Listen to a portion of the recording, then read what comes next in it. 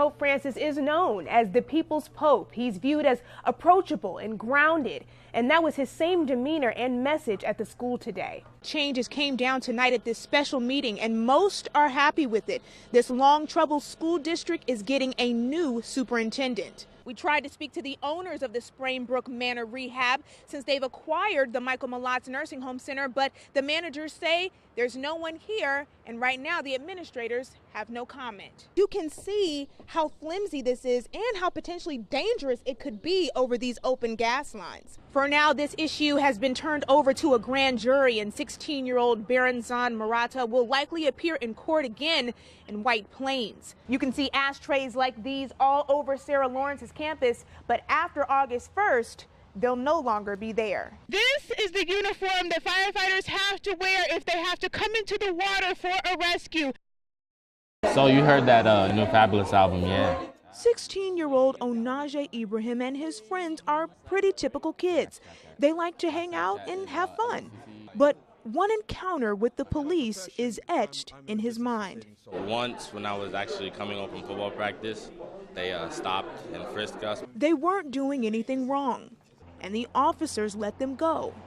But Onaje hasn't let that experience go. Teens like me are getting killed by cops, like, very often. It's kind of scary, and sometimes I'm pretty scared of that. That's one reason why so many people across the country have taken to the streets in protest. Today we're here to announce another new program, but it's a little different.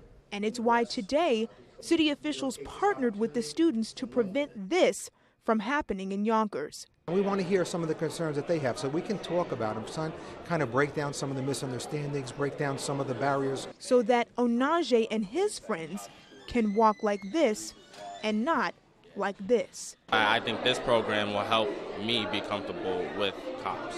The next step in the Youth Police Coalition is to begin building that bridge between the youth and the police, and that's going to start in January with their first meeting. Reporting in Yonkers, Kristen Pope, News 12. This looks dangerous, and it is, but getting caught in a patch of ice could be deadly. If anybody was to go under the ice, they probably wouldn't surface in the same spot, so unfortunately they would be coming up to a ceiling of ice. Lieutenant Peter Connolly is speaking from experience. He's had to rescue someone from drowning in ice. It was earlier in my career, and my training certainly proved to help me that day. Part of their training includes flotation devices to pull people up. Who does this?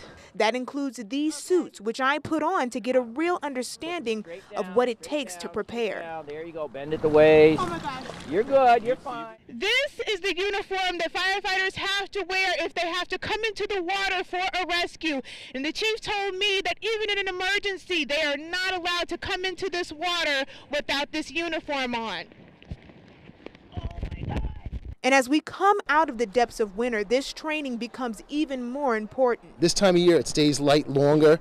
It's warmer out, so the kids want to get out of the house, and the ice is starting to melt. The chief cautioned in this situation, leave rescues to the people with the training. We don't want you trying to be a good Samaritan and rescue them, because you'll end up just being the second victim in that case.